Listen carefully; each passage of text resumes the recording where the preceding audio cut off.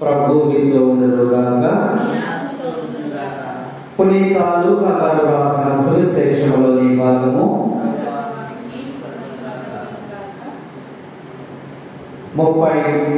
10వ అధ్యాయము, లూకా శుభవార్త 10వ అధ్యాయము 38 నుండి 42 వచనాలు. వారు ప్రయాణం చేయుచుండగా యేసు ఒక గ్రామమునకు వచ్చెను. అచ్చట మార్తమ్మ అనే ఒక స్త్రీ ఆయనను తన ఇంటికి ఆహ్వానించెను. ఆమెకు మరియమ్మ అను ఒక సోదరి కలదు. ఆమె ప్రభు పాదముల చెంత కూర్చుండి ఆయన బోధలు వినుచుండెను.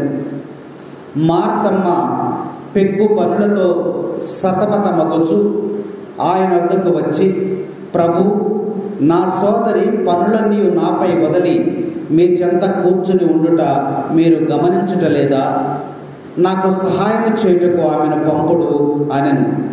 అందుకు యేసు, మార్తమ్మ, మార్తమ్మ, నీవు ఎన్నో పనుల గురించి విచారించుచు ఆతృత పడుచున్నావు, కానీ అవసరమైనది ఒక్కటే. మరియమ్మ ఉత్తమమైన దానిని ఎన్నుకొనినది, అది ఆమె నుండి తీసివేయబడదు అని సమాధానమిచ్చారు. ఇది క్రీస్తు సువిశేషము. Praise the lord, praise the lord. తండ్రి వందనం, తండ్రి స్తోత్రం, యేసువా వందనం, యేసువా స్తోత్రం. Praise the lord, praise the lord, praise the lord. ప్రభునందు ప్రియ సహోదరి సహోదరులారా, ఈ యొక్క 16వ సామాన్య ఆదివారంలో ప్రభు మరి సువిశేషం ద్వారా మనకి అనేకమైనటువంటి విషయాలను జ్ఞాపకపరుస్తూ ఉన్నారు. మొదటి పఠనము, 2వ పఠనము మనం ఇక్కడ చూసినట్లయితే మరి ఈరోజు అంశము మనకి ఆతిథ్యముల గురించి ప్రభు మనకి తెలియజేస్తూ ఉన్నారు. మొదటి పట్టణములోను మరి సువిశేషములో సేవ ఆతిథ్యమును ఇక్కడ ప్రభు మనకి తెలియపరుస్తూ ఉన్నారు. మరి ఈ వాక్యంలో మనం చూస్తే మానవ జీవితంలో ఆతిథ్యం అనేది చాలా ప్రాముఖ్యమైనటువంటి అంశమని ప్రభు ఈరోజు మనకి తెలియజేస్తూ ఉన్నారు. ఆతిథ్యం అనేది అందరికీ అవసరమే, ప్రతి ఒక్కరికి కూడా అవసరమే. అయితే దాన్ని పాటించేటువంటి వారు చాలా తక్కువ. ఆతిథ్యం అంటే ఏంటి? ఆతిథ్యం అంటే ఏంటి? ఆహ్వానించి భోజనమును ఏర్పాటు చేయుట, ఆహ్వానించి భోజనమును ఏర్పాటు చేయుట. ఇది చాలా మరి ఆతిథ్యమునకు ఈ యొక్క బైబిల్ గ్రంథము మరి పెద్ద పీట వేస్తూ ఉంది. ఈ ఆతిథ్యము ద్వారా కుటుంబాలు ఆశీర్వదింపబడుతూ ఉన్నాయి. వాక్యం మనకి స్పష్టంగా సెలవిస్తూ ఉంది. కాబట్టి మానవ జీవితంలో అన్నిటికన్నా ముఖ్యమైనది ఏంటంటే మరి ఆతిథ్యం. విలువైనది ఏంటంటే ఆతిథ్యం. ఆతిథ్యము ద్వారా ఆశీర్వాదం, ఆతిథ్యము ద్వారా దీవెనలు, ఆతిథ్యము ద్వారా మన కుటుంబానికి మరి దేవుడు బహుగా దీవిస్తున్నాడని లేఖనం మనకి తెలియజేస్తాము. అందుకని ఆతిథ్యము దేవుణ్ణి సంతోషపెట్టేటువంటి విషయం కూడా ఆతిథ్యం. హెబ్రీయులకు రాసిన లేఖ 13వ అధ్యాయము 2వ వచనాన్ని మనం చూసినట్లయితే దేవుని సంతోషపెట్టేటువంటి విధానం అని చక్కగా అక్కడ రాయబడి ఉన్నది. నువ్వెప్పుడైతే ఆతిథ్యం అనేది పాటిస్తూ ఉన్నావో ఆ ఆతిథ్యాన్ని చూసి దేవుడు సంతోషపడతాడంట. నా సేవకుడికి ఆతిథ్యం ఇచ్చావని దేవుడు సంతోషపడతాడు. నా అభిషక్తుడికి ఆతిథ్యం ఇచ్చావని దేవుడు సంతోషపడతాడు.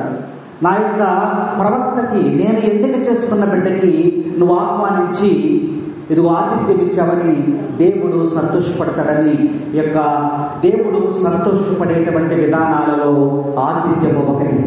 మరి నిన్ను చూసి దేవుడు సంతోషపడుతూ ఉన్నాడా? వాక్యం మనకి హెచ్చరిక చేస్తాము. ఒక రాణి గారు మారువేషం వేసుకుని నా రాజ్యంలో ఉన్నటువంటి ప్రజలు ఏ విధముగా ఉన్నారు, అసలు వీళ్ళ మనస్తత్వాలు ఎలా ఉన్నాయి అని తెలుసుకోవడానికి ఆ మారు వేషం వేసుకుని ఆ యొక్క ప్రజల్లోకి వెళ్ళిందంట. ఒక ఇంటికి వెళ్ళింది. వెళితే వాళ్ళు ఆమెను ఆహ్వానించలేదు.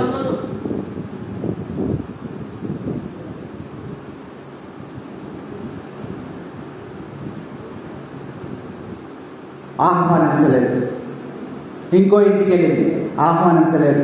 ఇంకో ఇంటికి వెళ్ళింది, ఆహ్వానించలేదు. ఒక ఇంటికి వెళ్ళిన తర్వాత వాళ్ళు ఆహ్వానించారంట. వాళ్ళు కడు పేదవాళ్ళు. అమ్మా, నువ్వు ఎక్కడి నుంచి వచ్చావో, దూర ప్రాంతంలో నుంచి వచ్చినట్టున్నావు, రండి, మాకున్నది ఏదో కొద్దిగా మీరు భోజనం చేసి వెళ్ళి కానీ రండని ఆమె పిలిచిందంట. పిలిస్తే ఆ రాణి మారువేషంలో ఉంది కదా, పేదమ్మాయిలాగా ఉంది కదా, ఆ ఇంటికి వెళ్ళిందంట. వెళితే వాళ్ళకున్నదే పచ్చడో, పెరుగు, కారమో, ఉప్పో, పప్పో ఏదో వాళ్ళు వండుకున్నదే, వాళ్ళని కొద్దిగా ఆ ఆహారాన్ని ఆమెకు పెట్టారంట. అమ్మ, మా ఇంటిలో ఈ రొట్టె ముక్కలు మాత్రమే ఉన్నాయి, ఈ ఆహారం మాత్రం అమ్మ పర్వాలేదు అని చెప్పి ఆ యొక్క ప్రేమకి ఆమె ముగ్ధురాలైపోయి ఆ యొక్క ఆహారాన్ని భుజించింది. భుజించిన తర్వాత బయలుదేరదాం అనుకునే సమయానికి వర్షం వచ్చిందంట. బయలుదేరే సమయానికి వర్షం వస్తుంది. అమ్మ, నువ్వు ఎక్కడికి వెళ్ళాలంటే నేను పక్కనున్న ఊరు వెళ్ళాలమ్మా అని అన్నప్పుడు ఆమె ఏం చేసిందంట, వాళ్ళ ఇంట్లో ఆ పిల్ల గబగబా అక్కడ ఒక గొడుగు ఉంటే ఆ గొడుగు తెచ్చి ఈ గొడుగుని వేసుకెళ్ళండి అని చెప్పి ఇచ్చిందంట. ఇస్తే ఆ గొడుగు ఏంటంటే చినిగిపోయేది. అప్పుడు ఆ తల్లి అన్నంట, అమ్మ, చినిగిపోయిన గొడుగు ఈ వర్షానికి మనం వాడుకుందాము, మంచి గొడుగు ఇంకోటి ఉంది కదా, ఆ గొడుగు ఆమెకి ఇవ్వు, అమ్మ నువ్వు రేపు పంపించమ్మా ఈ గొడుగు నువ్వు అని చెప్పి ఆ గొడుగుని ఆమెకి ఇచ్చి పంపించిందంట. పంపించిన ఆ గొడుగు వేసుకుని ఆమె వెళ్ళిపోయింది. ఎలా వెళ్ళిందంటే బహు ఆనందముగా తిరిగి వెళ్ళింది. ఎందుకనంటే అనేక మంది ఇళ్ళని నేను గమనించాను, ఎవ్వరు కూడా నన్ను పిలవలేదు, ఆహ్వానించలేదు, ఆతిథ్యం ఇవ్వలేదు, కొద్దిగా ఆహారం పెట్టడానికి కూడా ఎవరు కూడా ఇష్టపడలేదు. కాబట్టి ఈమె ఇష్టపడింది, ఆహ్వానించింది, ఆతిథ్యం ఇచ్చింది. నేనెవరో తెలియదు ఆమెకి, నేనెవరో తెలియకనే ఆమె ఏం చేసింది, నన్ను పిలిచి ఈ విధముగా చేసింది. కాబట్టి ఆమె సంతోషంతో ఎంత ఆనందంతో వెళ్ళిందంటే ఇంటికి, అంత ఆనందం వెళ్ళి మరుసటి రోజున ఆమె ఏం చేసిందంట, ఒక రాణి గారు కాబట్టి ఒక గుర్రాల రథం ఎక్కి సైనికులను తీసుకొని భటులను తీసుకొని రాణిలాగా వస్తాను, మీదంతా వస్తూ ఉంది. ముందుగా రాణి వచ్చేటప్పుడు ఎర్ర జెండా పట్టుకుని కొందరు భటులు వస్తూ ఉంటారు. అంటే రాణి గారు వస్తున్నారు అని చెప్పుకుంటారు అనమాట. అప్పుడు రాణి గారు వస్తున్నారు, ఏంటి మనవరు వస్తున్నారు అని చెప్పి అందరు కూడా ఆశ్చర్యముగా వీధుల్లోకి వస్తున్నారు, చూస్తున్నారు. వచ్చి సరాసరి ఎక్కడ ఆగింది, ఆ పేదవాని యొక్క గుడిసె దగ్గర ఆగి దిగింది. అప్పుడు ఇంట్లో వాళ్ళందరూ కూడా భయపడిపోతూ ఉన్నారు. ఇదేంటి, మనమేం తప్పు చేసాం, రాణి గారు మన ఇంటికి వస్తున్నారేంటి, మనమేం తప్పు చేయలేదు కదా అని భయపడిపోతూ ఉన్నారు.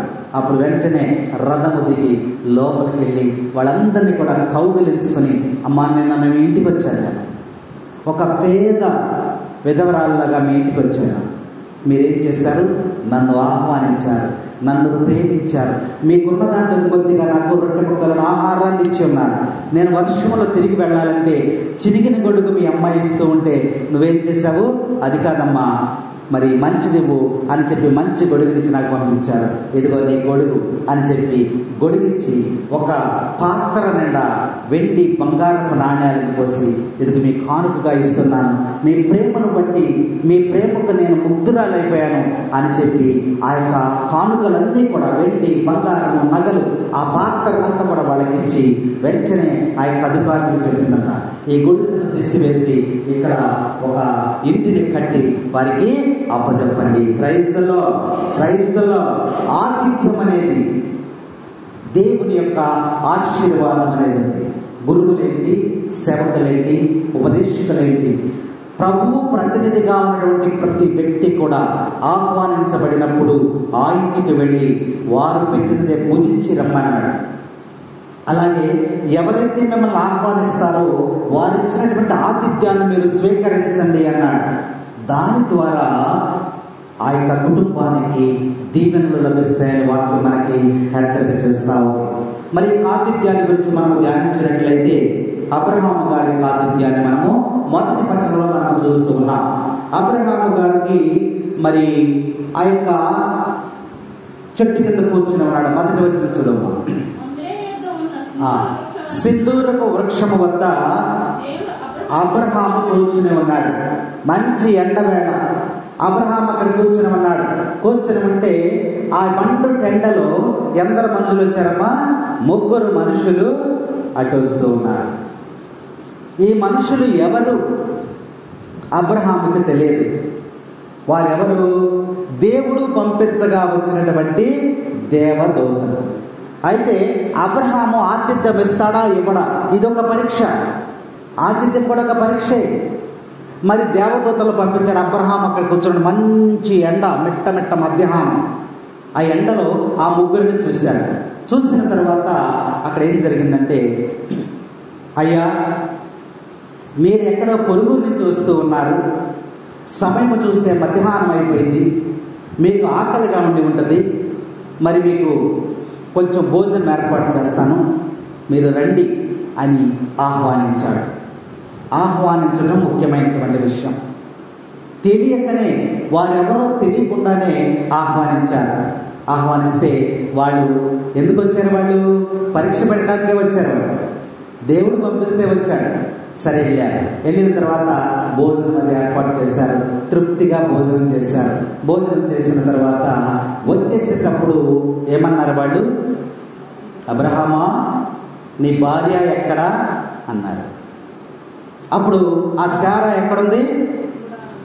ఆ గుడారంలో తలుపు చాటున ఉండి తలుపు పక్క నుంచి వారి మనుషులను చూస్తూ ఉంది. అప్పుడు ఆ 3 వ్యక్తులు ఏం చెప్పారు? అయ్యా నీకు బిడ్డలు లేరు కదా, వచ్చే సంవత్సరానికల్లా నీకు 12 బిడ్డ పుడతాడు, అతనికి ఇస్సాకు అని పేరు పెడతావు అని చెప్పారు. అప్పుడు ఈ మాట వినగానే శారా ఏం చేసింది? నవ్వింది. ఎందుకు నవ్వింది? ఆ వయసు మళ్ళీపోయింది కాబట్టి ఇప్పుడు నాకు బిడ్డలేంటి అని చెప్పి నవ్వింది. అప్పుడు దేవదూతలు అంటున్నాయి, శారా నీ భార్య నవ్వనేలా? అబ్రహామా నీ భార్య నవ్వనేలా? దేవునికి అసాధ్యమైనది ఏమన్నా ఉన్నదా? Praise the lord, praise the lord, praise the lord. కాబట్టి ఆతిథ్యము వలన అబ్రహాం ఏం పొందుకున్నాడు? అక్కడ సంతానాన్ని పొందుకున్నాడు. ఆతిథ్యానికి దేవుడు ఆశీర్వాదం ఇస్తూ ఉన్నాడు. ఎవరైతే దేవుని యొక్క సేవకులుగా గుర్తించి వారికి ఆతిథ్యాన్ని ఇస్తూ ఉన్నారో వారికి దేవుడు మేలు చేస్తూ ఉన్నాడు, దీవిస్తూ ఉన్నాడు, ఆశీర్వదిస్తున్నాడు అని ఇక్కడ వాక్యం మనకి తెలియజేస్తా ఉంది. ప్రభువునందు ప్రియ సహోదరి సహోదరుడా, ఆతిథ్యం అనేది ఒక గొప్ప విషయం. అది అందరికీ కూడా సాధ్యపడదు. తనకున్నంతలోనే సేవకులని ఆదరించాలని, వారి ఆకలిని తీర్చాలని కొంతమందికి ఆసక్తి ఉన్నది. అది దేవుని వరమై ఉన్నది. అది అందరికీ సాధ్యపడదు. దాని ద్వారా నీ కుటుంబము దీవించబడుతూ ఉంది. నువ్వు పెట్టేది 2 మెతుకులైనా ఆ మెతుకుల ద్వారా దేవుడిని ఏం చేస్తున్నాడు? దీవిస్తున్నాడు. అక్కడ ఆహారాన్ని కదా అని చూస్తుంది. ఏం చూస్తాడు? నీ యొక్క హృదయాన్ని, నీ ప్రేమను, నువ్వు ఆహ్వానించిన విధానాన్ని, నీ యొక్క ఆతిథ్యాన్ని దేవుడు అక్కడ చూస్తూ ఉన్నాడు. మరి మనం ఆతిథ్యం ఎలా చేస్తూ ఉన్నాం? గురువులకు, మరి సేవకులకు, ఉపదేశకులకు మనం ఆతిథ్యం ఇస్తూ ఉన్నామా? కనీసం ఒక గ్లాసు మంచినీళ్ళు ఇస్తున్నామా? ఒక గ్లాసు మజ్జిగన్నా ఇస్తున్నామా? లేదా ఆ టైంను బట్టి ఆహారాన్ని తినడం మనం ఏర్పాటు చేస్తున్నామా? మరి ఆశీర్వాదాలు ఎలా వస్తాయి? మనకి ఆశీర్వాదాలు కావాలి. మనకి దేవుడికి అన్ని ఆశీర్వాదాలు కావాలి. కానీ దేవుడు ఎవరికి ఇస్తానంటున్నాడు? ఎవరైతే నా సేవకులని నేను పంపించిన వారిని ఆహ్వానించి వారికి ఆతిథ్యం ఇస్తూ ఉన్నారో ఆ ఆతిథ్యం ద్వారా నీవు నీ కుటుంబము దీవించబడతారని అబ్రహాం ద్వారా దేవుడు తెలియజేస్తున్నాడు. రెండవగా చూసినట్లయితే లోతు కుటుంబం చూడండి. ఇక్కడ త్యాగపూరితమైనటువంటి ఆతిథ్యాన్ని చేశాడు. ఇక్కడ లోతు గారు మనం జ్ఞాపకం చేసుకున్నట్లయితే ఆదికాండం 19వ అధ్యాయంలో 1 నుంచి 22 వచనాల్లో మరి లోతు యొక్క ఆతిథ్యం దగ్గర 13వ వచనం చదువుమా. ఈ నగరమున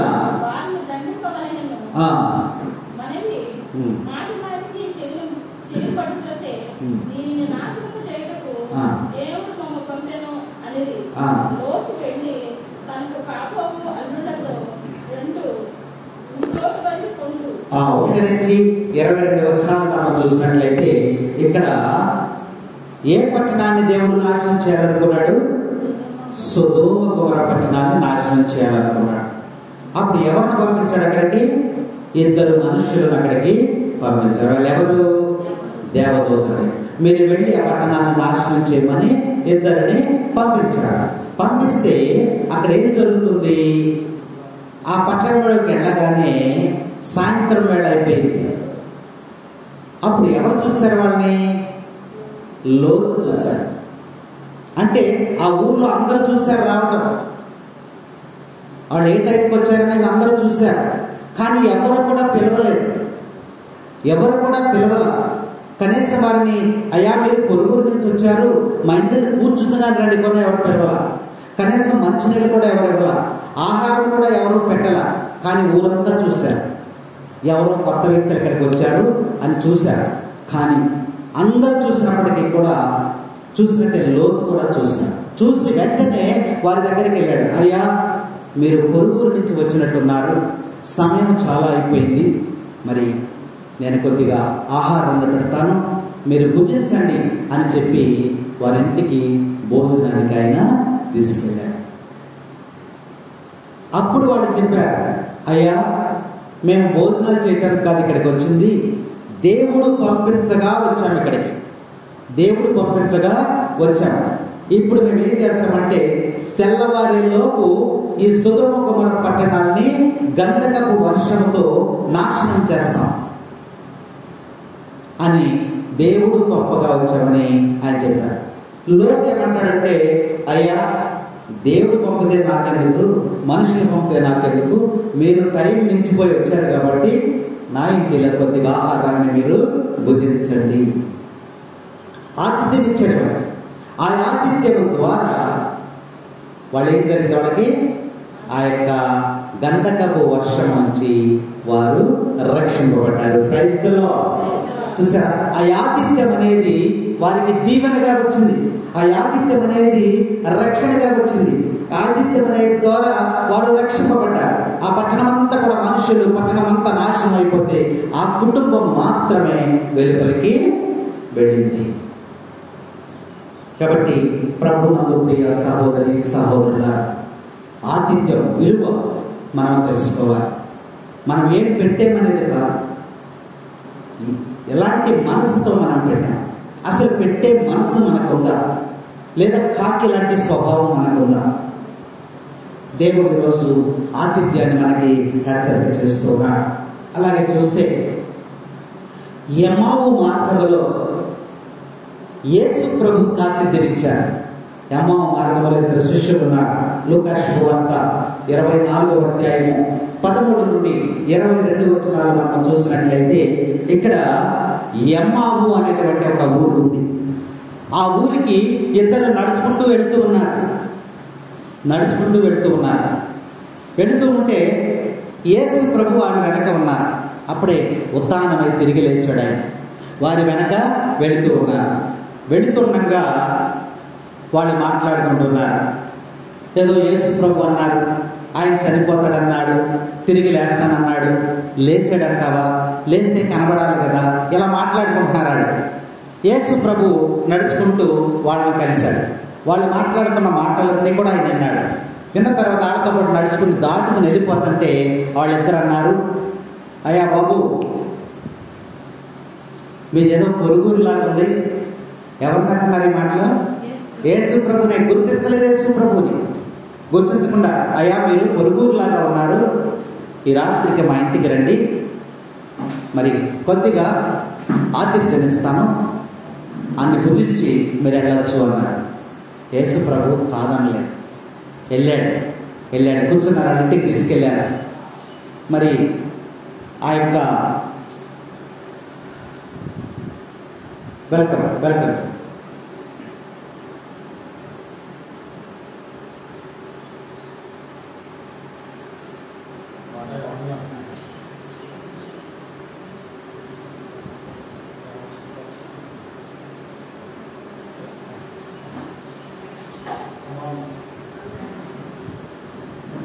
Praise the Lord. Praise the Lord. Hallelujah. Hallelujah. Hallelujah. ఎమ్మావు మార్గంలో ప్రయాణం చేస్తున్నప్పుడు ఆ శిష్యులు ఎక్కడికి తీసుకెళ్లారు? వాళ్ళ ఇంటికి తీసుకెళ్లారు. ఎవరిని తీసుకెళ్లారు? యేసు ప్రభువుని తీసుకెళ్లారు. తీసుకెళ్ళి అక్కడ కూర్చోబెట్టి టేబుల్ వేసుకున్నారు. యేసు ప్రభు ఇంటికి కూర్చున్నారు, శిష్యులు ఎదురు కూర్చున్నారు, ఇద్దరు ఇంటికి కూర్చున్నారు. మరి ఆతిథ్యం ఇవ్వాలి. తనకున్నదన్న రొట్టెలు ఉన్నాయి వాళ్ళ ఇంట్లో. ఆ రొట్టెలు తీసి, యేసురయ్య మరి మాకున్నది ఇదే, దీనిని భుజించండి అని చెప్పి ఆ రొట్టెలు ఆయనకి ఇచ్చినప్పుడు ప్రభు ఏం చేశాడంటే కూర్చొని ఆ రొట్టెని ఏం చేశాడు? తుడిచాడు. ఇలా ఎప్పుడైతే రొట్టెని ఇలా తుడిచాడో తన దేహం అంతా కూడా ఎలా అయిపోయిందమ్మా? ప్రకాశవంతంగా వెలుగులాగా అయిపోయినాడికి ఎదురుగా ఉన్నవాడు ఒక్కసారిగా ఆశ్చర్యమైపోయాడు. అయ్యా ప్రభువా, చనిపోయినటువంటి వాడు తిరిగి లేస్తాడని వాళ్ళు నమ్మలేదు. చనిపోతే కనబడాలి కదా అనే మాటలు విన్నాడు కాబట్టి యేసయ్య ఒక్కసారిగా తన రూపం అంతా కూడా మారిపోయినప్పుడు ఈయన యేసు ప్రభు అని లేచి ఓ ప్రభువుని అంటుకునేలాగు ఈయనేమైపోయాడు? అదృశ్యమైపోయాడు. ఈ యొక్క ఆతిథ్యము ద్వారా వారికి ఏమి లభించిందమ్మా? దేవుని యొక్క దర్శనం లభించింది. Praise the lord. కనువిప్పు కలిగింది వారికి. ఇప్పటి వరకు మాట్లాడుకున్నటువంటి మాటలన్నీ కూడా వాళ్ళు కళ్ళు తెరుచుకున్నారు. కనువిప్పు కలిగింది. ప్రభుని వారు చూడగలిగారు. ఇంకా మనం చూసినట్లయితే షునేము పట్టణం యొక్క స్త్రీ, షునేము నగరం అనేది ఉంది కదా, రెండవ రాజుల గ్రంథములో 4వ అధ్యాయంలో 8వ వచనం మనం చూసినట్లయితే అక్కడ షునేము అనేటువంటి ఒక పట్టణం ఉంది. ఆ పట్టణంలో ఒక స్త్రీ ఉంది. ఆమె ధనవంతురాలు. ఎలీషా ప్రవక్త ఆ పట్టణంకి వచ్చినప్పుడల్లా ఆమె గమనిస్తూ, ఆ పట్టణంలో చాలామంది ఉంటారు, ఆ ఊర్లో చాలామంది ఉంటారు. ఎలీషా ప్రవక్త అక్కడికి వచ్చాడు. వచ్చినప్పుడు అందరూ చూస్తున్నారు, ఈయన వచ్చాడు, ఒక కొత్త వ్యక్తి వచ్చాడని. ఎవరు కూడా పట్టించుకోవడం. కానీ ఈ షునేము పట్టణంలో ఉన్న స్త్రీ, ఆమె పేరు ఇక్కడ రాయబడలేదు. ఆ స్త్రీ ఏం చేసింది? ఎవరు ఈయన? కొత్తగా ఉన్నాడు, మన నగరానికి వచ్చాడు. ఈయన వాలకం చూస్తే ఈయన ఎలా ఉన్నాడు? ఒక ప్రవక్తలాగా ఉన్నాడు, ఒక బోధకుడిలాగా ఉన్నాడు, ఒక సేవకుడిలాగా ఉన్నాడు. కాబట్టి ఈయనకు కొద్దిగా మన ఇంటికి ఆహ్వానించి వారికి భోజనం పెడదాం. చూసారు ఆతిథ్యం ఎంత మంచి మనసు, దేవుడిచ్చినటువంటిది ఆతిథ్యం అనేది. ఆమె ఏం చేసింది? వెళ్ళి, అయ్యా మీరు ప్రవక్త అని నాకు తోచుచున్నారు, మీరు మా ఇంటికి వచ్చి కొద్దిగా భోజనం చేసి వెళ్ళండి అని. ఆయన కాదనకుండా వారింటికి వెళ్ళి ఆయన భోజనం చేసి వెళ్ళాడు. మరలా ఇంకొకసారి ఈ ఊరు దాటుకుని వేరే ఊరు వెళ్ళటానికి ఈ ఊరు దాటుకుని వెళ్తున్నప్పుడు ఆమె గమనించింది, అదే ప్రవక్త మళ్ళీ వచ్చాడు, అయ్యా మా ఇంటికి వచ్చి భోజనం చేసి వెళ్ళాడు. ఇలా వచ్చినప్పుడల్లా ఆయనకు భోజనమును ఏర్పాటు చేస్తూ ఉంది ఈ షునేము పట్టణం స్త్రీ. దాని ద్వారా ఆ ప్రవక్త ఏమన్నాడంటే తన సేవకుడితో, అయ్యా మనం వచ్చినప్పుడల్లా ఆమె మనకు సేవ చేస్తూ ఉంది, భోజనం ఏర్పాటు చేస్తూ ఉంది, మరి మంచినీళ్ళు ఇస్తూ ఉంది, మనల్ని ఆదరిస్తూ ఉంది. కాబట్టి ఆమెకేం కావాలో, ఆమెకేం అవసరమో ఒకసారి కనుక్కో అన్నాడు. అప్పుడు ఆయన వెళ్ళి, అమ్మా ప్రవక్త నీకేం కావాలో అడగమంటున్నాడు, ఆయన ప్రార్థన చేస్తాడు, దాని ద్వారా దేవుడు నీకు దయచేసి ఉంటే ఆమె ఆలోచించి, నాకేమీ అవసరం లేదయ్యా, నేను సంతోషంగా ఉన్నాను, మీరు మా ఇంటికి వచ్చి భుజించుటే నాకు కావాలి, నాకు సంతోషం అని చెప్పినప్పుడు ఆయన అన్నాడు, అలా కోరుకుంది. ఆయన సేవకుడు ఎలీషా దగ్గరికి వెళ్ళి అన్నాడు, అయ్యా ఆమె అంత మంచి మనసు ఏం అవసరం లేదంటుంది, కానీ ఆమెకు బిడ్డలు లేరయ్యా అని చెప్పాడు. అలాగా అని చెప్పి ఎలీషా ప్రార్థన చేయగా ఆమెకు ఒక మగబిడ్డ పుట్టాడు. Praise the lord. ఆతిథ్యము ద్వారా, ఆతిథ్యం ఎప్పుడైతే నువ్వు ఆతిథ్యం ఇస్తావో అప్పుడు ఆతిథ్యం ద్వారా దేవుడు నిన్ను నిండుగా ఆశీర్వదిస్తాడు. అదే కుమారుడు కొంచెం యువకుడైన తర్వాత పొలం వెళితే అక్కడ చనిపోతాడు, ఆ బిడ్డ చనిపోతాడు. అప్పుడు చనిపోయినప్పుడు ఈ బిడ్డ చనిపోయాడు అనుకుంటే ఈ స్త్రీ ఏం చేస్తుందో తెలుసా, నా ప్రవక్త ఉన్నాడు అని చెప్పి ఎలీషా ప్రవక్తకి కబురు చేసింది. కబురు చేస్తే ఆయన వచ్చి మరలా ఆ ఇంటి దగ్గర అక్కడ ప్రార్థన చేశాడు. ప్రార్థన చేసిన విధానం అక్కడ ఉంది. ఆయన ప్రార్థన చేయగా ఆ బిడ్డ మరలా బ్రతికాడు. Praise the lord. ఆతిథ్యము ద్వారా కేవలం నువ్వు పెట్టేది కొద్ది భోజనమే అవ్వచ్చు, కానీ అది దేవుని యొక్క అనుగ్రహం చేత నువ్వు ఆ యొక్క భోజనాన్ని ఏర్పాటు చేస్తావు. అది దేవుని యొక్క దీవెన. ఆ ఆతిథ్యం ద్వారా ఈ యొక్క షునేము పట్టణ స్త్రీ మరి సంతానం కలిగింది. తర్వాత మరణించినటువంటి బిడ్డను జీవము పొందుతుంది. మరి మన పరిస్థితి ఎలా ఉంది? అమ్మా ఈరోజు పూజ ఉంది, గురువు వస్తున్నారు, మరి భోజనాలు ఏర్పాటు చేయమంటే 10 మందిని ఎత్తుక్కోవాలి. 10 మందిని, ఒకళ్ళిద్దరిని కాదు, 10 మందిని ఎత్తుక్కోవాలి. సేవకులకి, ఉపదేశకులకి మీరు ఎప్పుడైతే ఆతిథ్యం అనేది ఇస్తారో మీకు తెలియకుండానే దేవుని యొక్క ఆశీర్వాదం, ఆయన చేసేటువంటి కార్యాలు కంటికి కనపడవు, చెవికి వినపడవు. ఆయన ఏ రక ఆతిథ్యాన్ని ఇచ్చినప్పుడు ఆ ఆతిథ్యాన్ని దేవుడు మర్చిపోడు. మానవులుగా మనమైతే మర్చిపోతామేమో కానీ దేవుడు మర్చిపోడు. అబ్రహాము ఆతిథ్యం ఇచ్చాడు, ఏం పొందుకున్నాడు? లోకు ఆతిథ్యం ఇచ్చాడు, ఏం పొందుకున్నాడు? రక్షింపబడ్డాడు. మరి యొక్క ఎమ్మో మార్గంలో శిష్యులు ఆతిథ్యం ఇచ్చారు, దేవుణ్ణి చూడగలిగారు. షునేము పట్టణం స్త్రీ ఆతిథ్యం ఇచ్చింది, ఏం పొందుకుంది? సంతానాన్ని కలిగింది. ఇంకా పౌలు శీలలకు ఆతిథ్యం ఇచ్చారు. ఎవరు? పౌలు శీలలు ఎక్కడ ఉన్నారు? జైల్లో, చెరసాలలో ఉన్నారు. పౌలు శీలలు చెరసాలలో ఏం చేశారు? పాటలు పాడారు. పాటలు పాడితే ఏం జరిగింది? చెరసాల బ్రద్దలైపోయింది. ఈ దృశ్యాన్ని ఎవరు చూశారు? జైలు యొక్క అధికారి చూశాడు. అధికారి చూసి, నీ దేవుడు గొప్పవాడు, అయ్యా పౌలు శీలలు మీరు మా ఇంటికి రండి, మీకు భోజనము నేను ఏర్పాటు చేస్తాను. పౌలు శీలలకి భోజనము ఏర్పాటు చేసిన తర్వాత ఆయన ఒక మాట చెప్పాడు. ఏం చెప్పాడంటే, అయ్యా నేను జ్ఞాన స్నానం తీసుకుంటానయ్యా. చూసారా, ఇక్కడ ఆతిథ్యము భోజనానికి ఆహ్వానించడం ద్వారా, ఆతిథ్యం ఇచ్చడం ద్వారా ఆ అధికారికి ఏం జరిగిందమ్మా? రక్షింపబడ్డాడు, జ్ఞాన స్నానాన్ని తీసుకున్నాడు. ఆతిథ్యం యొక్క ఆశీర్వాదం అన్నమాట. ఇంకా చూసినట్లయితే యేసు ప్రభువుకి ఆతిథ్యం ఇచ్చిన వాడు ఎవరమ్మా? జక్కయ్య. జక్కయ్య ఏం చేశాడు? అక్కడికి వెళ్ళిన తర్వాత, జక్కయ్య చెట్టు దిగు, మీ ఇంటికి వెళ్దాం అన్నాడు. యేసు ప్రభువుని తీసుకెళ్ళి ఏం చేశాడు? భోజనమును ఏర్పాటు చేశాడు, ఆతిథ్యం ఇచ్చాడు.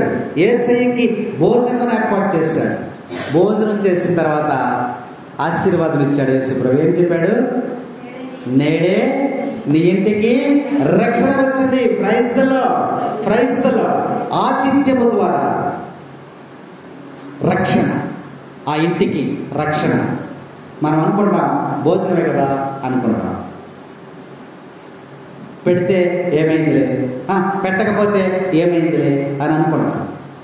కానీ మంచి మనస్సుతో నువ్వు ఆతిథ్యం ఇచ్చినప్పుడు నీ కుటుంబంకి ఏమొస్తాయంట? దీవెనలు, ఆశీర్వాదాలు వస్తాయి.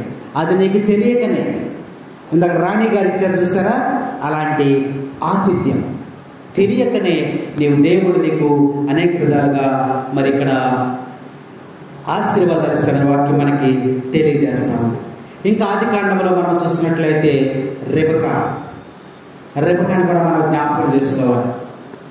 రెబెకా ఎవరికి ఆతిథ్యం ఇచ్చిందమ్మా? ఎవరికి ఇచ్చింది? ఎలియాజర్కి ఇచ్చింది. ఎవరికి ఇచ్చింది?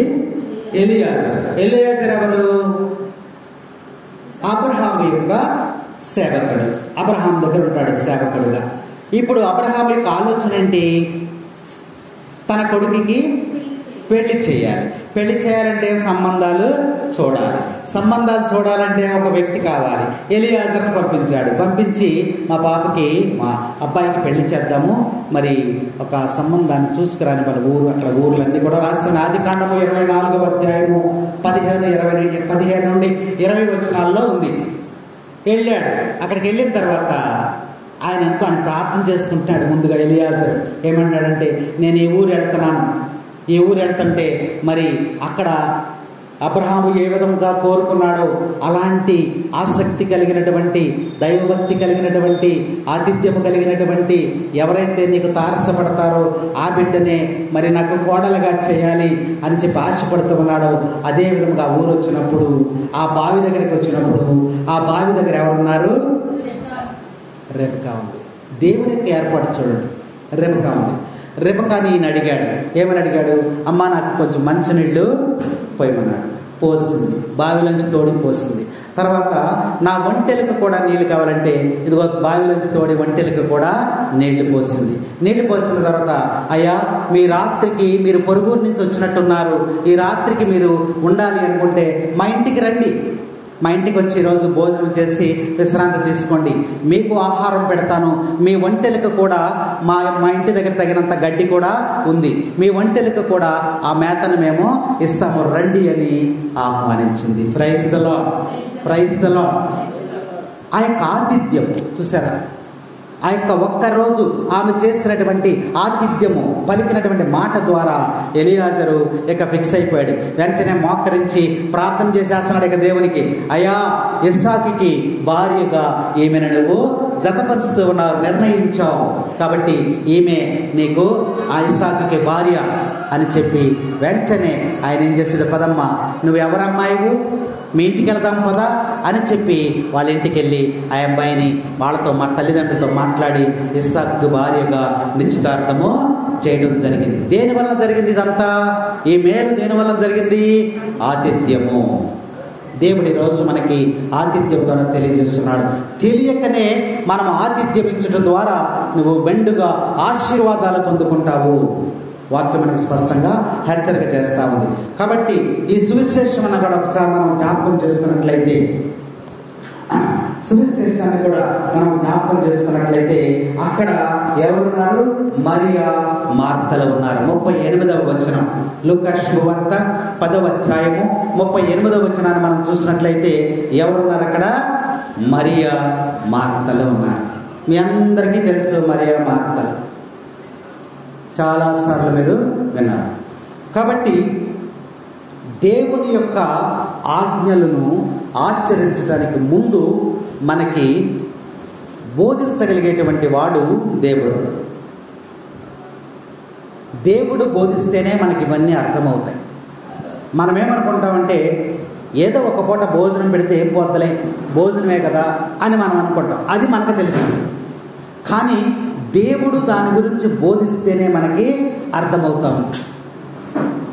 అది ఆతిథ్యమని, అది దేవుడు ఏర్పాటు చేశాడని, ఆ ఆతిథ్యము ద్వారా ఆ కుటుంబము దీవించబడుతుందని దేవుడు మరి తన యొక్క వాక్యము ద్వారా మనకి బోధిస్తేనే మనకి అర్థమవుతాం. అందుకనే మానవ బోధల కంటే కూడా దైవ సన్నిధిలో ఉండి ఆయన బోధలను ఆలకించటము ఉత్తమమని వాక్యం మనకి హెచ్చరిక చేస్తూ ఉంది. మనుషులు ఎన్నో రకాలు మనకు చెప్తా ఉంటారు.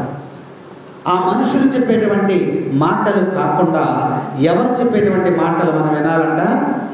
దేవుని యొక్క సన్నిధిలో ఉండి దేవుని యొక్క మాటలను మనము ఆలకించాలని ఇక్కడ ప్రభువు మనకి తెలియజేస్తూ ఉన్నాడు.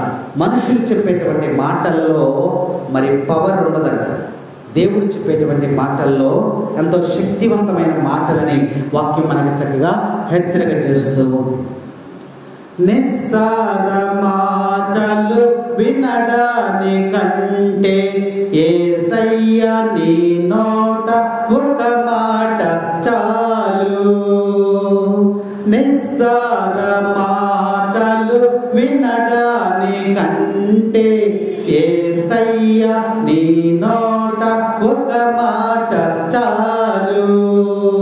శతకోటి తారకలు జీవించుట నీ వాక్య మందున్న అద్భుతమే. నులేక నేలేను ప్రభువా, నీ తలంపు లేక మహిమెక్కడ దేవా. నులేక నేలేను ప్రభువా, నీ తలంపు లేక మహిమెక్కడ దేవా. భువియందు 100 ఏళ్ల కన్నా నీ గృహమందు జీవించు ఒక రోజు మిన్నా. నులేక నేలేను ప్రభువా. మీరేం పాడరా? రెండోసారి కూడా పాడరా? నోరు తెరవాలి కొద్దిగా. గణగణమని గంగిరెద్దుడు రకాల గుడ్డు కూరడు అంటాడు చూసావా? అలా అన్న చివరన్నా మీరు మాట్లాడుతూ ఉండాలి. మౌనంగా అలాగే ఉంటే మరి దేవుణ్ణి స్తుతించేది గణపరిచేది ఎప్పుడు? నీకు ఇప్పుడే సమయం దొరికింది. ఈ సమయంలోనే నువ్వు ప్రభువుని స్తుతించగా. అందుకనే దేవుని మానవుని యొక్క మాటల కన్నా మానవుని యొక్క బోధల కన్నా దేవుని సన్నిధిలో ఉండి దేవుని యొక్క మాటలు ఆలకించుట నీకు ఆశీర్వాదకరం అంటాడు. దావీదు గారు రాసిన కీర్తనలో మనం చూస్తే 119వ కీర్తన చూడమ్మా. 119వ కీర్తన 33వ వచనం.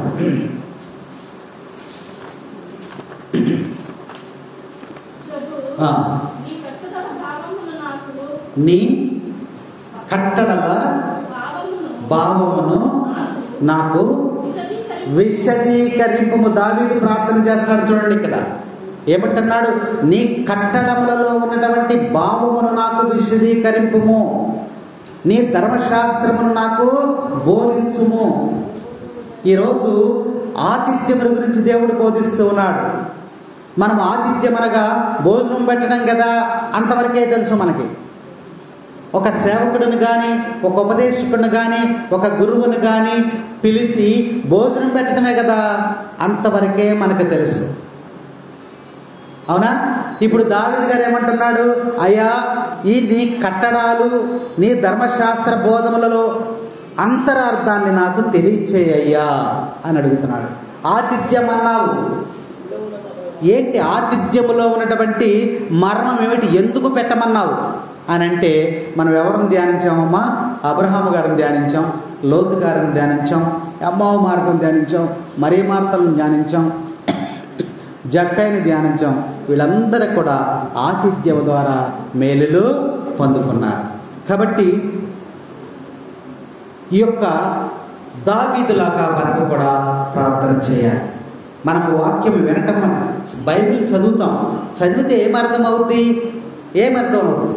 ఏమీ అర్థం కాదు. దాన్ని బోధించాలి. అదే దావీదు అడుగుతున్నాడు.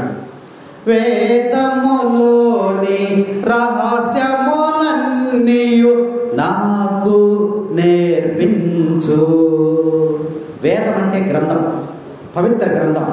అందులో ఉన్న రహస్యాలు ఏంటో నాకు నేర్పయ్యా అని అడుగుతున్నాడు. వేదములోని రహస్యములన్నీయు నాకు నేర్పించు. యేసయ్యా నా ఆత్మీయ కన్నులను నిరంతరం తెరువుమయా. యేసయ్యా నా ఆత్మీయ కన్నులను నిరంతరం తెరువుమయా.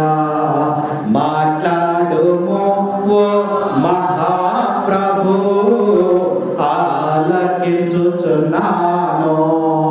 మాట్లాడుము ఓ మహాప్రభు, ఆలకించుచున్నాను. నీ శుభవచనం ప్రతిదినం నే విని జీవం పొందాలి. నీ శుభవచనం ప్రతిదినం నే విని జీవం పొందాలి. Praise the lord, praise the lord. నువ్వు జీవం పొందాలి అంటే ఆయన వాక్యాన్ని నువ్వు వినాలి. దావీదు గారు అంటున్నారు, అయా నీ వాక్యాన్ని నేను ప్రతిదినం వినాలి, జీవం పొందాలి. అందులో ఏమి రహస్యం దాస్యమో నాకు తెలియచేయి అని దావీదు గారు ప్రార్థన చేస్తున్నారు. ఈరోజు ఆతిథ్యముని గురించి ఆతిథ్యానికి మరి చింప్రి గారు పెద్దపీట వేశారు. ప్రతి పూజకి కూడా ఆయనే భోజనం ఏర్పాటు చేస్తున్నాడు. మీకు తెలుసో లేదో, ఫోన్ చేసి అయ్యా ఎవరైనా భోజనం ఏర్పాటు చేశారా? ఎవరు చేయలేదయ్యా, 5-6 చేశాను, ఎవరు ముందుకు రాలేదు. నేను చేస్తానయ్యా. నేనంటాను ప్రతిసారి నువ్వేంటి వేరే వాళ్ళకి అవకాశం ఇద్దా అంటాను నేను. అయ్యా మరి నేను చేస్తాను. ముందే ఆతిథ్యానికి పెద్ద పీట వేశాడు. గురువులకి, సేవలకి, ఉపదేశకులకి చెప్పకుండానే వెళ్ళిపోయేటప్పుడే ఆయన వచ్చి అడిగి వెళ్తా ఉంటాడు. అయ్యా రేపు పూజ ఉంది కదా, మరి భోజనం ఎవరు ఏర్పాటు చేస్తారు? ఎవరొకరు చేస్తారు. ఎవరు చేయకపోతే నాకు ఫోన్ చేయ, నాకున్నదంటే కొద్దిగా నేను ఏర్పాటు. ఆతిథ్యం ద్వారా ఆస్వాదింపబడతావు.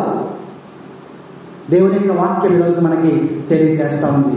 సువిశేషంలోనికి మనం వెళ్ళినట్లయితే చూడండి, ఆ సువిశేషంలోనికి ఒకసారి వెళ్ళండి. సువిశేషంలోనికి అవచనం చదువుమా. 38వ వచనం. వారు ప్రయాణము చేయుచుండగా యేసు ఒక గ్రామమునకు వచ్చెను. అచ్చట మార్తమ్మ అను ఒక స్త్రీ ఉండెను.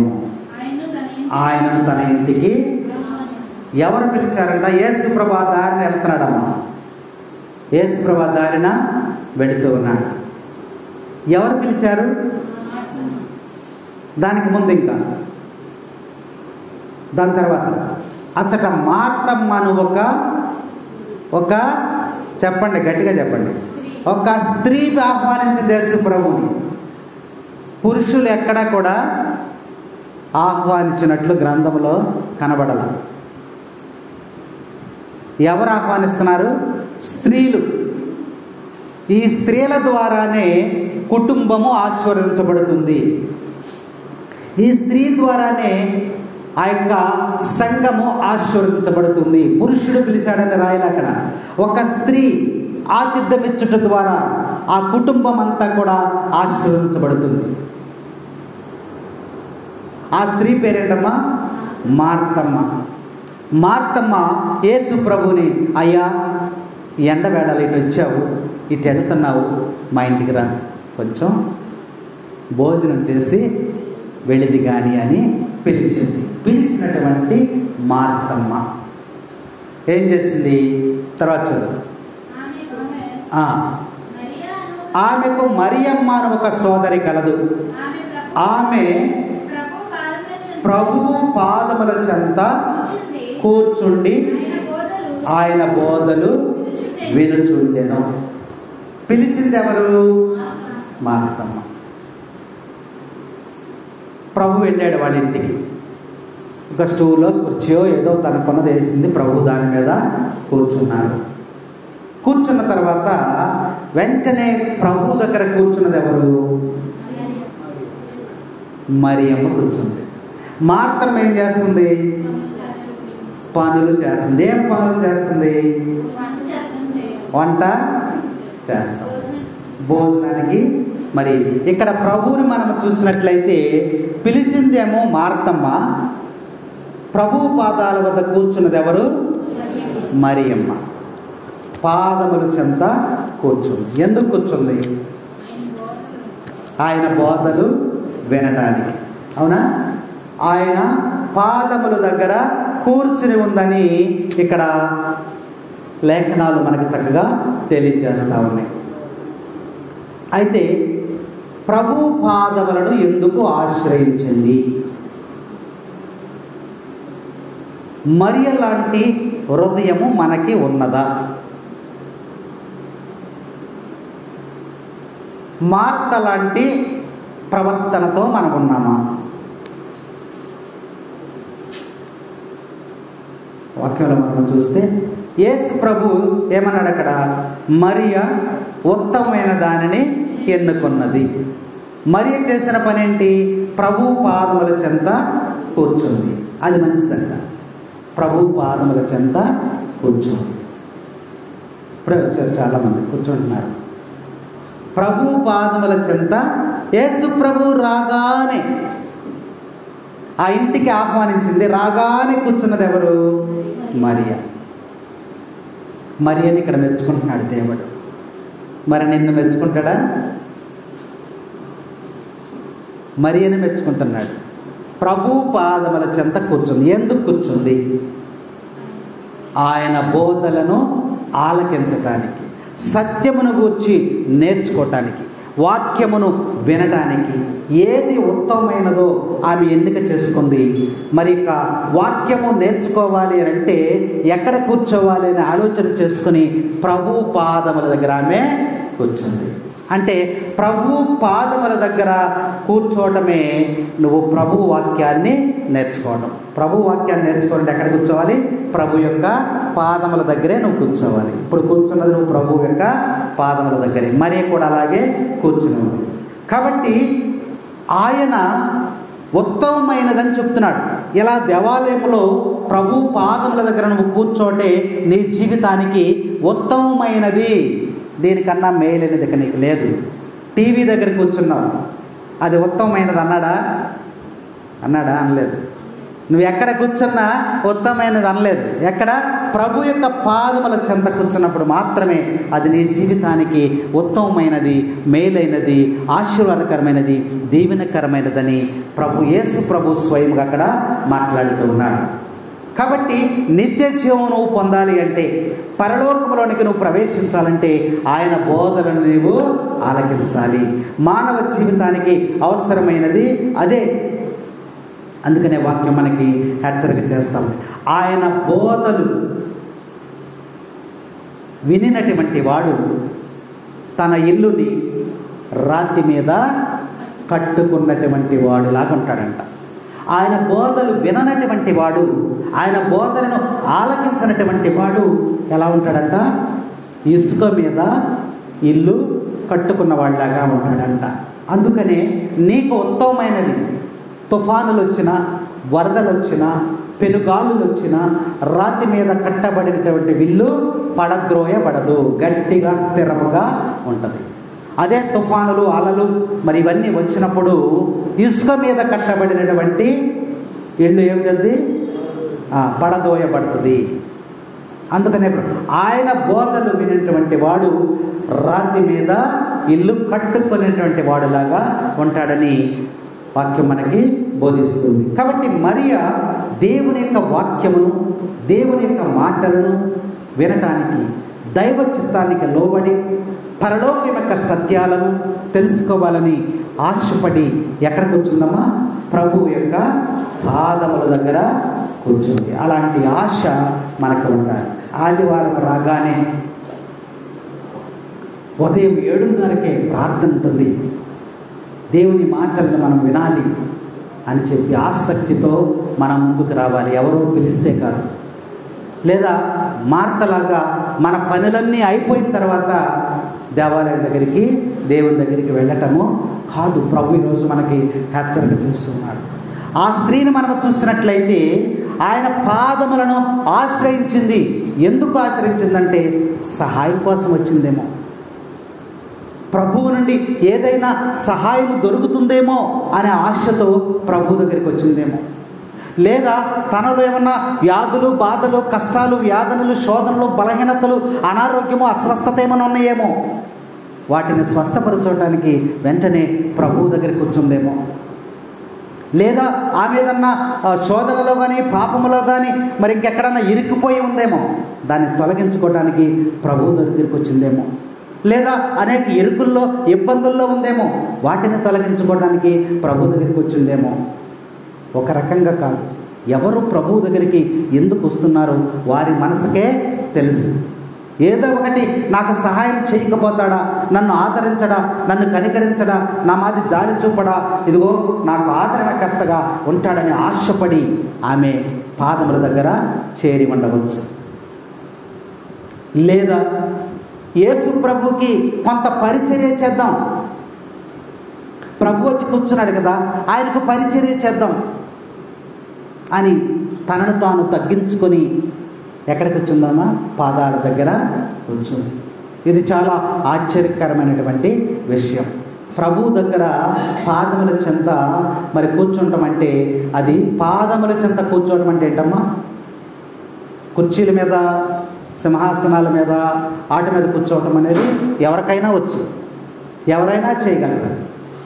కానీ తనను తాను తగ్గించుకొని ప్రభు యొక్క పాదముల దగ్గర, కింద పాదముల దగ్గర కూర్చోవడం అంటే, రాజుగారు ఉన్నారనుకోండి, రాజుగారి దగ్గరికి వెళ్ళి ఆయన పాదాల దగ్గర కింద కూర్చున్నాం అనుకో, అర్థం ఏంటి, మనల్ని మనము తగ్గించుకున్నామనేటువంటిది. మరి ఆ స్త్రీ యేసు ప్రభు వచ్చి కూర్చున్నాడు, ఆ పక్కనే స్టూడెంట్, అయ్యా బాగున్నావా, ఎలా ఉన్నావని కుర్చీలాక్కుని కూర్చుందా? చాలా ఎక్కడ కూర్చుందంట, పాదముల పక్కన. అక్కడెక్కడ కూర్చుంటే అదే వేరే అర్థం. పాదముల దగ్గర కూర్చోవడం అంటే తనను తాను తగ్గించుకొని స్వభావం. ప్రభు చెప్తున్నాడు, ఆమె వచ్చి పాదముల దగ్గర కూర్చుంది. ఇప్పుడు 3 విషయాలు మనం ధ్యానించాం. ఆమె ఏదన్నా సహాయం కోసం వచ్చి కూర్చుందా, ప్రభు బోధలు ఆలకించడానికి వచ్చి కూర్చుందా, లేదా యేసు ప్రభుకి పరిచర్య చేయాలని కూర్చుందా, లేదా తనను తాన్ని తగ్గించుకునే స్వభావంతో అక్కడ కూర్చుందా? చూడండి, వాక్యాలు మనం చూసినట్లయితే తర్వాత వచ్చిన ఏంటమ్మా, తర్వాత వచ్చి మార్త పెక్కు పనులతో సతమతమగుచు ఆయన వద్దకు వచ్చింది. ఎవరు వచ్చారు? ఇప్పుడు మార్త వచ్చింది. ఈలోపు యేసుప్రభు ఏం చేస్తున్నాడు, చెప్పేస్తున్నాడు ఆయన. మరియమ్మ వస్తుంది, మార్తమ్మ వస్తుంది, యాకోబు వస్తాడు అని చూస్తున్నాడా? ఎప్పుడైతే పాదం చెతుకొచ్చిందో ఆయన బోధలు ప్రారంభమైపోయింది, చెప్పేస్తున్నాడు. ఇప్పుడు ఎవరు లాస్ అయ్యారు?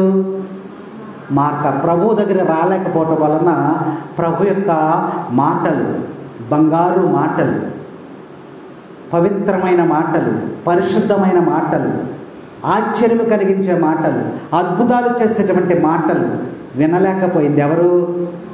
మార్త. మనం మార్తలాగా జీవిస్తున్నామా, మరియమ్మలాగా జీవిస్తున్నామా? ఈరోజు మనకి దేవుడు తన యొక్క వాక్కు ద్వారా ప్రశ్నిస్తూ ఉన్నాడు. అయితే ఇక్కడ మార్తని కూడా మనము తీసేయకూడదు, మార్తను కూడా తీసేయకూడదు. అసలు యేసు ప్రభుని పిలిచింది ఎవరు? ఆ మార్తే పిలవకపోతే మరియకి అవకాశం దక్కేదా? దొరికేది కాదు. మరియకి అవకాశం దక్కింది అంటే ఆ పని ఎవరు చేశారు? మార్త. మార్తను కూడా మనం తీసేయటానికి అవకాశం లేదు అక్కడ. అయితే ప్రభు హెచ్చరిస్తున్నాడు, ప్రభువుని ఆహ్వానించింది మార్త. మరి అది గొప్ప విషయం. మార్తలో కూడా కొన్ని గొప్ప విషయాలు ఉన్నాయి. ప్రభువుని ఆహ్వానించడం గొప్ప విషయం. అయ్యా మా ఇంటికి రయ్యా, రోడ్డు మీద వెళ్తున్నా ఆయన్ని, అప్పుడు మరియా ఇంట్లో ఉండి ఉంటుంది, చూడలా, తెలియదు. యేసు ప్రభుని పిలిచిందన్న సంగతి కూడా మరియకు తెలియదు. కానీ మార్త ఆశతో ఇంటికి ఆహ్వానించు. గొప్ప విషయం ఆహ్వానించుట. మిమ్మల్ని ఎవరైతే ఆహ్వానిస్తున్నారో వారింటికి మీరు వెళ్ళి నా నామం పేరట వారికి ఆశీర్వాదాన్ని ఇమ్మని దేవుడే చెప్తున్నాడు. వెళ్ళాడు. వెళ్ళిన వెంటనే అక్కడ కూర్చున్న తర్వాత ఆ అవకాశం ఎవరికి దక్కింది? మరియమ్మకి దక్కింది. మార్త ఏం చేస్తుంది? అనేకమైనటువంటి పనులు చేస్తుంది. ఏం పనులు చేస్తుందమ్మా? ఏం పనులు చేస్తుంది చెప్పండి? ఏం పనులు చేస్తుంది? వంట పని చేస్తుంది. అవునా? విస్తారమైనటువంటి పనులతో నువ్వు సతమతమైపోతూ ఉన్నావు. యేసుప్రభు కూర్చున్నారు కాబట్టి తొందరగా భోజనం పెట్టేయాలి ఆశ ఉందా లేదా? ఆమె ఏమైనా చెడు స్వభావంతో ఉందా? లేదుగా. ఎవరికి భోజనం పెట్టాలనుకుంటుంది?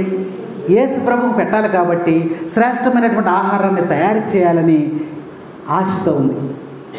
ఆశతో ఏం చేస్తుంది? పాత్రలు శుభ్రం చేసుకుంటుంది, ఇల్లంతా శుభ్రం చేస్తూ ఉంది, ఆత్రుత పడుతూ ఉంది, కంగారు పడుతూ ఉంది. ఏమేమి చేయాలి? ప్రభు ఏం తింటారు? రొట్టెలు తింటారా? మరి ఘాట్లోకి ఏం కావాలి? ఇలా తన శారీరకమైనటువంటి శ్రమను కనబరుస్తుంది. అక్కడ ఎవరి కోసం కష్టపడుతుంది? తనలో దురుద్దేశం లేదు, ఏ విధమైనటువంటి స్వార్థం లేదు, ఏ విధమైనటువంటి అసూయ కూడా ఆమెకి లేదు. ప్రభువుకి భోజనం పెట్టాలి, ఈ ప్రభుకి భోజనం పెట్టాలని తపనతో ఆమె ఎగిరగల తిరుగుతూ శ్రమ పడుతూ అవన్నీ కూడా చేసేస్తూ ఉంది. చేస్తూ ఒక కంప్లైంట్ చేసింది. చదువమ్మ కంప్లైంట్. పనులన్నీ నాపై వదిలి మీరు గమనించటం. యేసు ప్రభుకే వేసింది. యేసు ప్రభుకే ప్రశ్న వేసింది. ప్రభు, మీ దగ్గర మా అక్క అక్కడ కూర్చుంది కదా, నేను ఇన్ని పనులు చేస్తూ ఉంటే నాకు సహకరించకుండా మీ దగ్గర కూర్చుంది అని చెప్పి మీరు గమనించట్లేదా? పంపించడం నా దగ్గరికి అని యేసు ప్రభుని వేసింది. లేరా అలాంటి వాళ్ళు? లేరా? గమనించ. మనం కూడా కోటాలు, మన ప్రార్థన కోటాలు ఇవన్నీ పెడతా ఉంటాం కదా. పెట్టినప్పుడు ఆ ఇంటి వాళ్ళు అక్కడికి వచ్చి మాట్లాడుతూ ఉంటారు, నా దగ్గరికి వచ్చి మాట్లాడుతూ ఉంటారు. మరి ఫాదర్ గారు వస్తారండి, మాస్టర్లు అందరూ వస్తారు, లేదా మరి ఇట్లా నేను పాట పాడతానండి, లేదా మా బిడ్డ కోసం ప్రార్థన చేయండి, లేదా ఇట్లని వాళ్ళు మాట్లాడతాను. ఇంతలో ఆ వంటోళ్ళు లేదా అక్కడ ఉన్న ఎవరో పెద్దలు వచ్చి, అమ్మాయి రా తొందరగా, అక్కడండి మాస్టర్తో మాట్లాడి విడరా, ఇక్కడ పనులు అవ్వలేదు అంటారు. చాలా సందర్భాల్లో నేను కూడా విన్నా. అది తెలిసి మాట్లాడుతున్నారు, తెలియక మాట్లాడుతారు అనేది భగవంతుడికే వదిలేయాలి మనం. అవునా? ఇక్కడ యేసు ప్రభు దగ్గర మరియ మాట్లాడుతూ ఉంటే మార్త వచ్చి ఏమంటుంది? మీ దగ్గర ఉండి నేను ఇన్ని పనులతో సతమతం అవుతా ఉంటే నీ దగ్గర ఉంది, మీకు కనిపించటం లేదా? నా దగ్గరికి పంపించండి అంది. అయితే యేసు ప్రభు ఏమన్నాడు అక్కడ? అందుకు యేసు, మార్తా మార్తా, నువ్వు ఎన్నో పనుల గురించి విచారించుచు ఆతృత పడుతున్నావు, కానీ అవసరమైనది ఒకటే. ఉత్తమమైన దానిని ఎన్నుకున్నది. అవసరమే. ఈ లోపల వంట, వార్పు, తిండి, తిప్పలు, ఇల్లు, వాకిలి, పశువు, పక్షులు అన్నీ అవసరమే, అన్నీ చేసుకోవాలి. వీటన్నిటికన్నా ముఖ్యమైనది ఏంటి? ప్రభు యొక్క బోధలను ఆలకించుటానికి ఇక్కడ వాక్యం మనకు చక్కగా హెచ్చరిక చేస్తున్నాడు. ప్రభువు చెప్తున్నాడు. ప్రభువు మార్తని ఆహ్వానించింది, మంచి విషయమే. ఆహ్వానించి ఏం చేసింది? పనుల్లో పడిపోయింది. అప్పుడు అన్నాడు ఆయన, ఈ పనులన్నీ కూడా పక్కన పెట్టమ్మా, ఇవన్నీ అవసరమే, కానీ ఇంకా ముఖ్యమైనది, అవసరమైనది ఏంటంటే ప్రభు సన్నిధిలో గడపటం. ఇప్పుడు మనకి ఇంటి దగ్గర పనులు ఉన్నాయి, నువ్వు ఈ పనులన్నీ చేసేసుకుని దేవాలయం దగ్గరికి వచ్చేసరికి ఇక్కడ ఆరాధన అయిపోయింది. మళ్ళీ నీకు ఈ ఆరాధన మళ్ళీ దొరుకుద్దా? నీకు ప్రభు సన్నిధిలో దొరుకుతుందా? దొరకదు. నీకు మళ్ళీ కావాలంటే మళ్ళీ ఆదివారం అడగగానే నీకు ప్రభు యొక్క సన్నిధి దొరుకుతుంది. అదే నువ్వు విడిచిపెట్టి వచ్చినటువంటి పనులను నువ్వు వెళ్ళిన తర్వాత అయినా చేసుకోవచ్చు. అలాగా మార్తలాగా కాకుండా మరియలాగా ప్రభు మన దగ్గరికి వచ్చినప్పుడు ప్రభు సన్నిధిని చేరుకోవడానికి మనం ప్రయాసపడాలని ఈరోజు ఆతిథ్యం అనేది ఒక పెద్ద ఆశీర్వాదకరముగా దేవుడు మనకి ఈరోజు తెలియజేస్తున్నాడు. తర్వాత చదువు. అది ఆమె నుండి తీసివేయబడదు అని సమాధానము ఇచ్చారు. ఒక్కసారి ప్రభువు మరి ఆశీర్వాదము దీవెనలు మనకి ఇచ్చినప్పుడు మరలా తీసివేయబడదని, ఉత్తమమైనది నీకు ఇచ్చినప్పుడు అది తీసివేయబడదు, ఇది నువ్వెందుకు అని చెప్పి మరి మార్తకి కూడా ప్రభు అక్కడ తెలియజేస్తున్నాడు. మార్తని ప్రభుకి ఏమీ కించపరచలేదు, ఆయన ఏమి అక్కడ కించపరచలేదు. ఏమన్నాడంటే, నువ్వు చేస్తున్నావు కరెక్టే, కానీ దానికన్నా ఉత్తమమైన దానిని నువ్వు ఎందుకు చేసుకో అని చెప్పి అక్కడ హెచ్చరిక చేసినట్లు వాక్యం మనకి హెచ్చరిక చేస్తా ఉంది. కాబట్టి మార్త ప్రభువుని తన ఇంటికి ఆహ్వానించడం యొక్క ఆలోచనే గొప్ప ఆలోచన.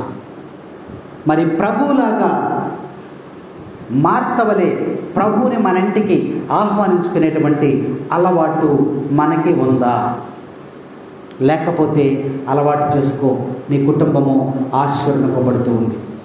అలాంటి ఆలోచన, అలాంటి భావాలు నీలో కలిగి ఉంటే దేవుని ఆశీర్వాదము ఆహ్వానం వెంటే నీ ఇంటికి చేరుకుంటాయని ప్రభువు మనకి ఇక్కడ తెలియజేస్తున్నాడు.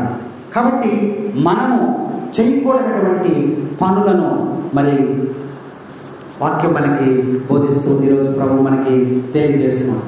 మార్తమ్మల దైవ సన్నిధిలో ఉన్న వాళ్ళను ఏం చేయాలి?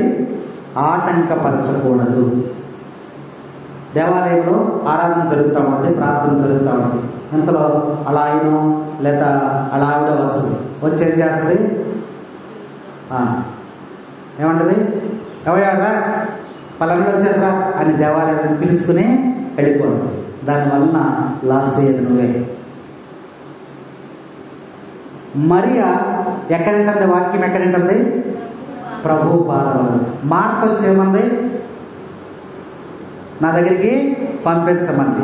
అంటే దైవ సన్నిధిలో దేవుని వద్ద వాక్యం వింటున్నటువంటి, బోధలు ఆలకిస్తున్నటువంటి వ్యక్తిని మార్తలాగా ఎప్పుడు కూడా ఆటంకపరచకూడదు అని ఈరోజు ప్రభు మనకి వాక్యం ద్వారా తెలియజేస్తున్నాడు. అప్పుడు దీవెనను కోల్పోతావు, ఆశీర్వాదాలను నువ్వు కోల్పోతావు.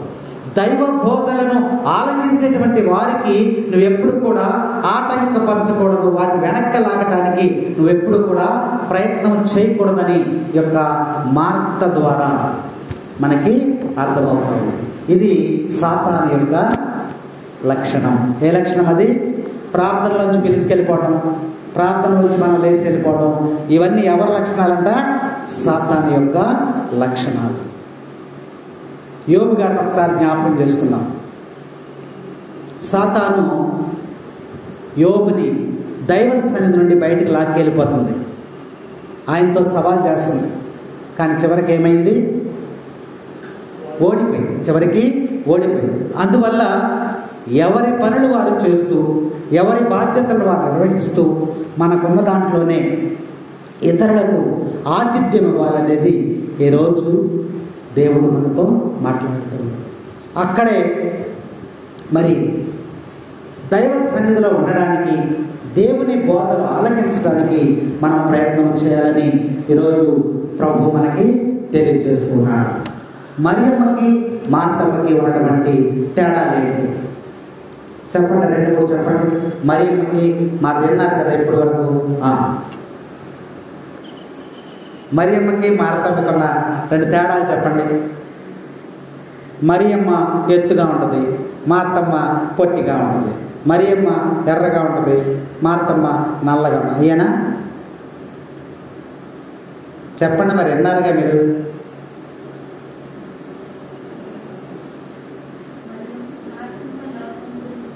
మార్తమ్మ లోకము వైపు, లోకము పనుల మీద ఉంది. మరియమ్మ ఆధ్యాత్మికమైనటువంటి విషయాల మీద ఆసక్తిగా ఉంది. ఇంకా మరియమ్మ ప్రభువుకి దగ్గరగా ఉంది, మార్తమ్మ ప్రభువుకి దూరంగా ఉంది. మరియమ్మ ప్రభు యొక్క పాదముల దగ్గర ఉంది, మార్తమ్మ లోకములో ఉంది. మార్తమ్మ హడావిడిగా ఉంది, ఆతృతగా ఉంది, అంతేనా, ఆందోళనతో ఉంది. మరియమ్మ చూసారా, మరి ఇది మాత్రం బాగా చెప్పారు. మరియమ్మ ఎలా ఉంది? ప్రశాంతంగా ఉంది. ఎక్కడుందామే? అక్కడ ప్రశాంతత అనేది, మరియమ్మ ప్రశాంతతగా ఉంది. మరియమ్మ దేవునితో సమయాన్ని గడుపుతూ ఉంది. మార్తమ్మ పాత్రలతో వంట పాత్రలతో సమయాన్ని గడుపుతూ ఉంది. మరియమ్మ ప్రభువుకి సేవ చేస్తా ఉంది. అవునా? మార్తమ్మ ఏం చేస్తుంది? ఆతృత పడతా ఉంది. మరియమ్మ ఆత్మ విషయమై సిద్ధపడతా ఉంది. మార్తమ్మ లోక విషయాలపై సిద్ధపడతా ఉంది.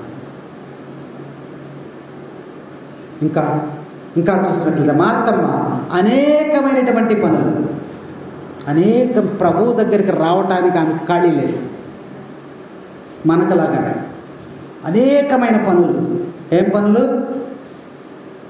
ప్రభు చెప్పాడు, అనేకమైన పనులతో ఉంది మరి మార్తమ్మ.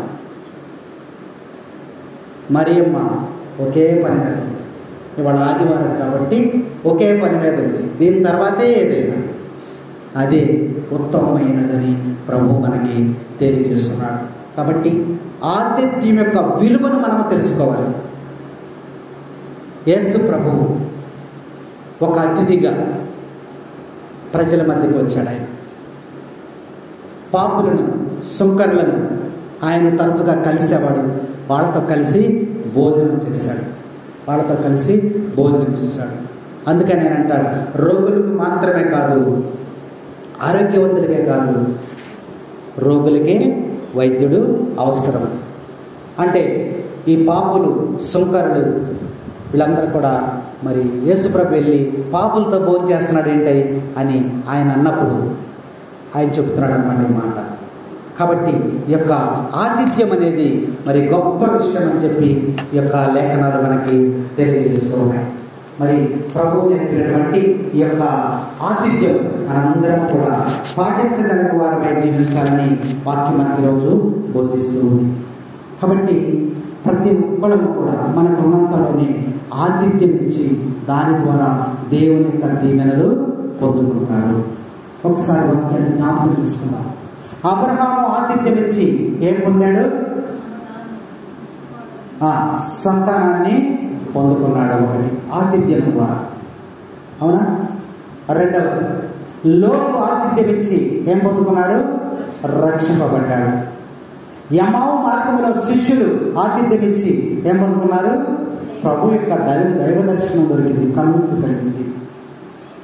షునేము పట్టణం యొక్క స్త్రీ ఆతిథ్యం ఇచ్చి ఏం పొందుకుంది? సంతానం పొందుకుంది, తన బిడ్డను బ్రతికించుకుంది. జక్కయ్య ఆతిథ్యం ఇచ్చి ఏం పొందుకున్నాడు? రక్షింపబడ్డాడు. మరి మరియా మార్తలు ప్రభువుకు ఆతిథ్యం ఇచ్చి వారి కుటుంబాన్ని అంతా కూడా రక్షింపబడ్డారు. మరియా మార్తలు యేసు ప్రభువుకి ఆతిథ్యం ఇచ్చి ఆతిథ్యం ఇవ్వబట్టే కదా తన యొక్క సహోదరుడు బ్రతికాడు. చూసారా? విషయాన్ని గమనించుకొని ఆతిథ్యం అనేది నీకు ఆశీర్వాదకరంగా ఉందని ప్రభు నీకు హెచ్చరిక చేస్తున్నాడు. గురువులను, సేవకులను, ఉపదేశకులను, మరి సువార్త సేవకులను వారికి ఆతిథ్యం ఇచ్చి వారి ద్వారా దేవుడు బహుగా నిన్ను, నీ కుటుంబాన్ని ఆశీర్వదించాలని దేవుడు వాక్యంలో ఉన్నటువంటి మర్మాలను దావీదు అడిగినట్లుగా, అయా నీ ధర్మశాస్త్రమును విపులీకరించి నాకు విశదీకరించి అడిగినట్లుగా